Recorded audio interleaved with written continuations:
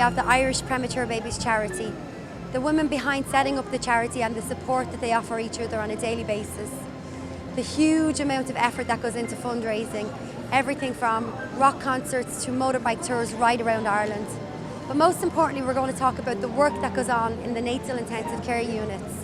So where better to start than right here in the centre of Dublin, where the oldest maternity hospital in Europe is, the Rotunda Hospital. But what is a premature baby and why do they need our support? Our main role here in the neonatal intensive care unit is to care for very vulnerable premature babies.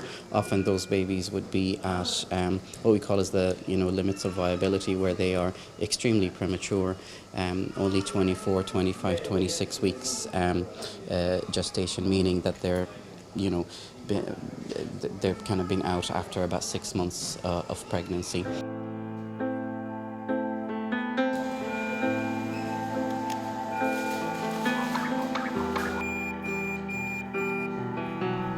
I can see you now, perched up. So this means that it is a challenge of trying to replicate what the placenta does while the baby's inside the womb. Although we could never really achieve that, we strive to try and provide all the supports that the baby needs as much as we can up to our ability.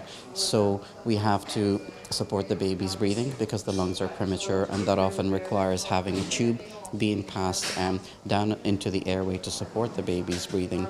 We have to take over the baby's nutrition as well, and that is a challenge because the gut during premature life is not ready to absorb milk, so they spend a large period of their initial life being fed through drips artificially.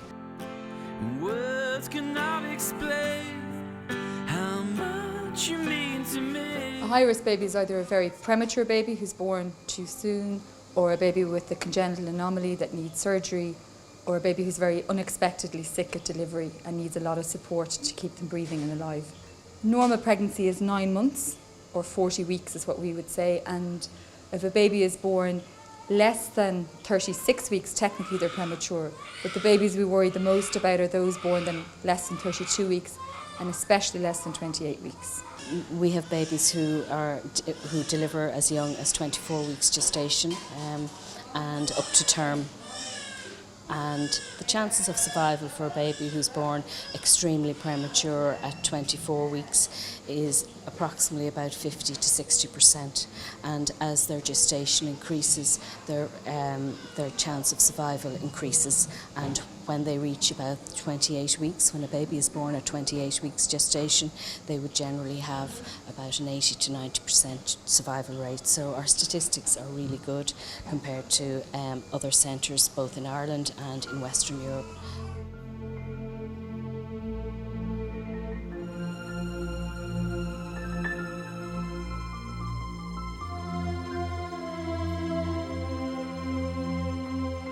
Craig was born at 31 weeks due to I having a condition called preeclampsia, which meant my blood pressure went very high, and then the baby was getting into difficulties and they felt that he wasn't doing really well. So on St. Stephen's night they decided to do an emergency section, and it was so quick that my husband didn't even get into the coombe for the birth. So Craig was born and he was taken off to the neonatal intensive care unit straight away. That night I was brought back to the ward, but I was still very sick, so I didn't really realise that I had a baby or that he was born or anything else. So it was the next day I eventually got down to see Craig in the unit. My husband was allowed down to see him earlier on, and then I eventually got to hold him about a week later, when he was a little bit stabilised. Well, I found out I was expecting twins, and initially I was like shocked because I have a 1-year-old at home, so I was like, oh my God, I'm not going to cope with that. And then later on, as the pregnancy went on, I found out I was having monoamniotic twins, which is a very rare twin pregnancy, which means the twins were in a same amniotic sac. The mortality rate was 50-50, so from fear of surviving with twins, I then just wanted my twins to survive. So my kind of attitude totally changed. So the pregnancy went on. I was kind of monitored really, really closely, regular scans, regular checks, and constantly the hospital were reminding me that, you know, they could pass away at any time because of the type of pregnancy that it was. Then I got to... we agreed that we would deliver the twins at 32 weeks because anything after that, it was too much danger. So they basically said to me, I knew that they were going to be born premature, so I got to actually visit a NICU while I was still pregnant, have a look around. I was able to meet the doctors and nurses, kind of see and hear the sounds. I was a little bit kind of prepared for the intensive care and the type of situation. But I got to 29 weeks and I was due to deliver at 32. I went in for a regular scan and unfortunately one of the heartbeats had stopped. So one of my little girls had actually passed away. So I had to have an emergency section to deliver her sister because she was making herself anemic trying to save her sister.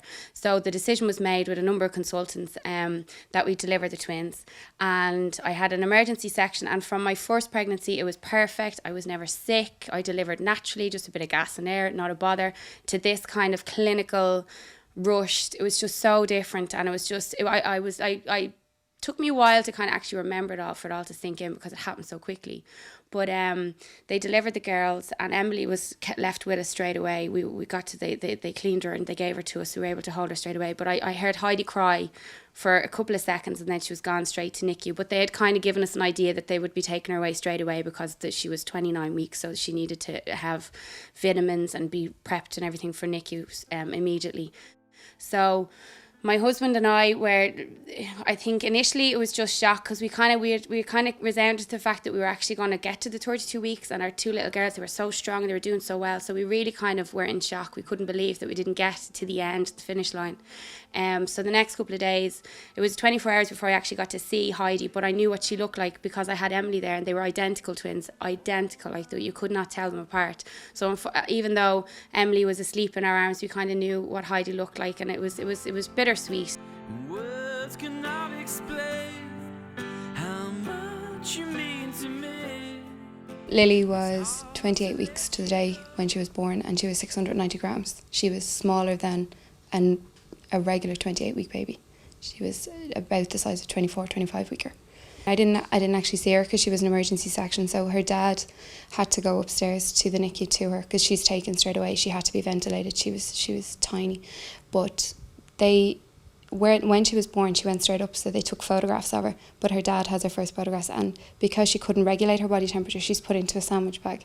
So my first photograph is of Lily in a sandwich bag to keep her warm, to keep her alive. You're an ocean in my heart. While Lily was in hospital, it was Ben's birthday, so he was going to be 11. And he couldn't understand why he had this sister that we kept telling him about. I'm still convinced he thinks that, that's not what happened. I kept telling him there was a baby and he had a sister, and he's saying, well, why can't I see her? The plan had been you'd have the baby, Keith would go into you, then I'd come see my sister. So he never understood why. So for his birthday was in February, he asked if instead of getting a present for his birthday, could he go see his baby sister? It was heartbreaking to tell him, you just can't, this, infection control, kids aren't allowed in. And he couldn't understand why. We had this baby, he had a sister, but he wasn't allowed to meet his sister. And he didn't meet her for another 3 weeks after that. But he said, oh, well, if I can't not have a present, if I don't have a party, if I don't do anything and I just don't have a birthday, then can I go see my sister? And sitting down and trying to tell him that we're going to go into town for your birthday, but then we have to go and say hello to your sister to make sure she's okay. We're leaving him on his birthday. He's not allowed to see his sister. It was just heartbreaking. It was so horrible that he still talks about it. And he's nearly 15. He still talks about the fact that we would let him go to the hospital to see his sister.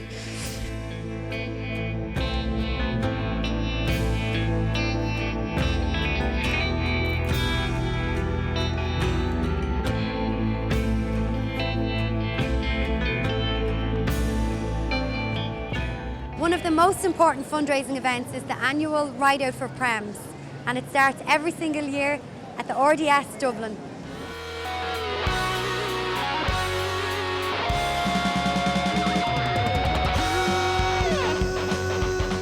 My name is Naomi Cullen. I am an ambassador for the Irish Premature Babies charity.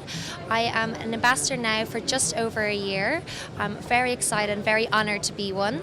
I didn't know very much about the charity when I first started out, but after working and talking alongside all the girls and guys within the charity, I found out that it's 100% voluntary. They get no government funding. They put a lot of their own time and effort into the charity, and it's such a worthwhile cause, and I am extremely happy to be a part of it.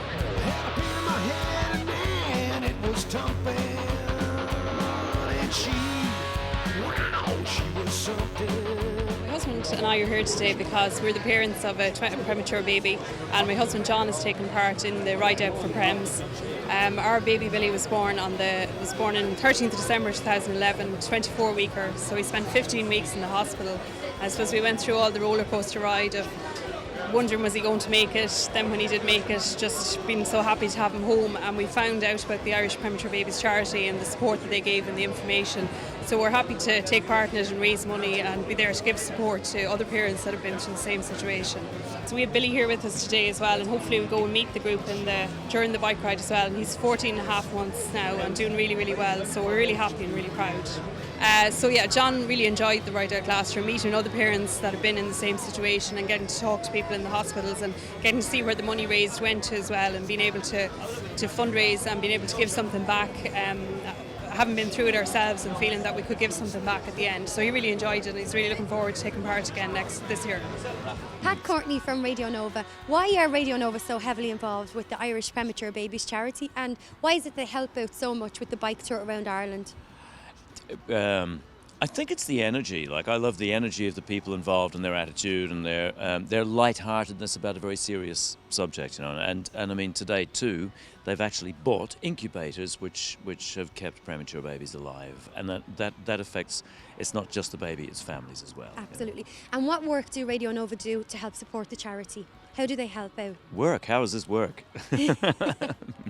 So would you be? Well, publicity is a big thing to do with it, of course. Publicity. And turning up and having a good time. Tonight we're here with the Harleys. Gary, you're the lead singer of the Harleys, the rock band who so kindly donated their time to be here tonight. Why do you feel they need to be involved with this charity, this particular charity? Well, the charity itself, I suppose, is something that's affected a lot of people. I mean, I'm sure as everybody is related or has a friend who has needed this charity at some point in their lives, and basically we would know the guys who organised the charity pretty well from gigging the circuit, and we struck up a friendship with those over the last few years, and we've been playing around the circuit ourselves. So we've had no problem. Once they asked us if we'd be available to play, we made ourselves available.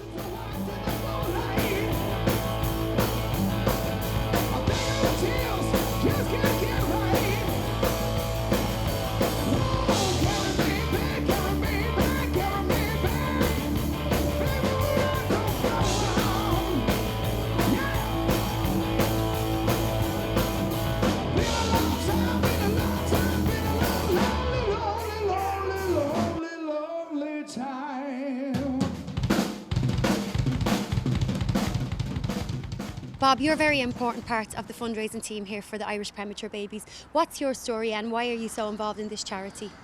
We had premature twin girls when we moved over from Australia in 1997, so it's a very close thing to my heart now, so it's very important for me to give them a dig out where I can.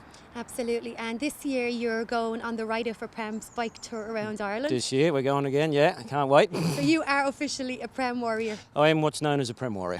Which means you're part of the biker gang. Which means, yeah, we're part of the gang, and we've each raised €1,000 to go on the trip, and the money goes directly to equipment for the hospitals, and it's all good stuff now. Great bit of crack. And you'll be lucky enough to actually stop off at some of the hospitals and hand in the equipment. We will. We take the equipment with us, and some of the lads will get up in the wards and have a look and see what it's all about. You know what I mean? So it must be a great honour for you. It is. Listen, it's nice to do things for other people if you can. Well done. Thanks very much. At the crack of dawn on a wet Dublin morning, all the Prem warriors, with family and friends, arrive at the Honda Centre in Ballymount to get ready for the ride around Ireland.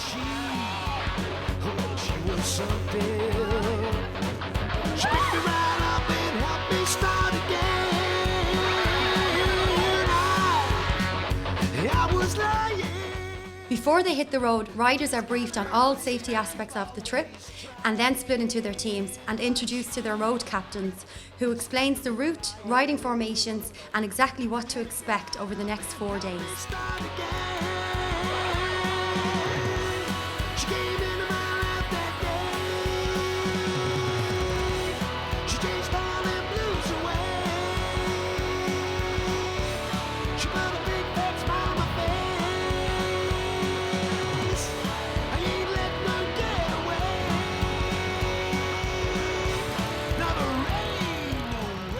The first stop, the bikers go visit the natal intensive care unit at the Rotunda Hospital and hand over a cheque for €20,000. So the Irish Premature Babies Charity works extremely closely with the Rotunda Hospital, and we're very grateful for the support that they give us.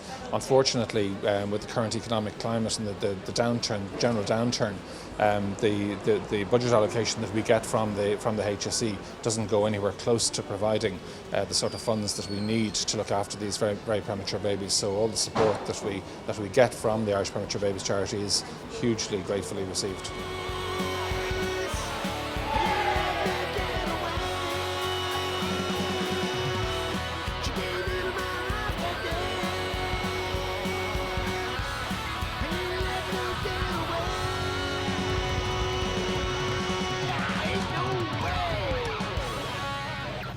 At the end of day one, the group arrives safely at Letterkenny General Hospital in Donegal and receive a hero's welcome.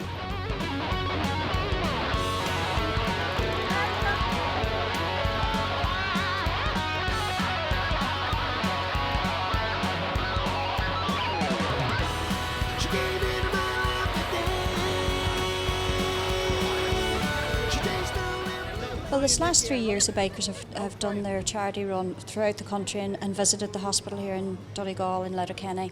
And it means so much for us, for these gentlemen to raise money to come around and donate money to the hospital. Every year they've done so well, and we can't thank them enough for everything they've done. Guys, we all made it up to Letterkenny in one piece. You must be so proud of yourselves. Yay! How do you all feel now about going in to see what all the hard work is going towards? Nervous, excited, or mixed feelings? Apprehensive, I'd say, yeah. Have any of you been in here before? No. Yes, I was. I was in the maternity ward. So you know what to expect? I know what to expect, yeah. What should I expect? Babies. Funny, I just was discussing with one of the bakers, you know, the perception of a baker is a tough man that you might not like to meet in a dark night, but they're just such a crowd of soft-hearted men. They're wonderful and just such a lovely bunch. Some of them we see last year, some of them are new faces, and it's just, it's like a homely feeling. We really enjoy seeing them. It's wonderful. Guys, I must say the two of you look a little bit out of place standing here in a NICU in your leathers and stuff. This environment must feel quite strange to you. Yeah, a little bit strange, all right, to be here and to see the age and the way that the children are cared for, Geraldine. But the cost involved in trying to keep one child alone in an incubator and keep it heated and alive and working there, it's just incredible. And as this man says, like it's a... Well, yeah, but like everybody down there actually trying to support PREMS and actually get as much money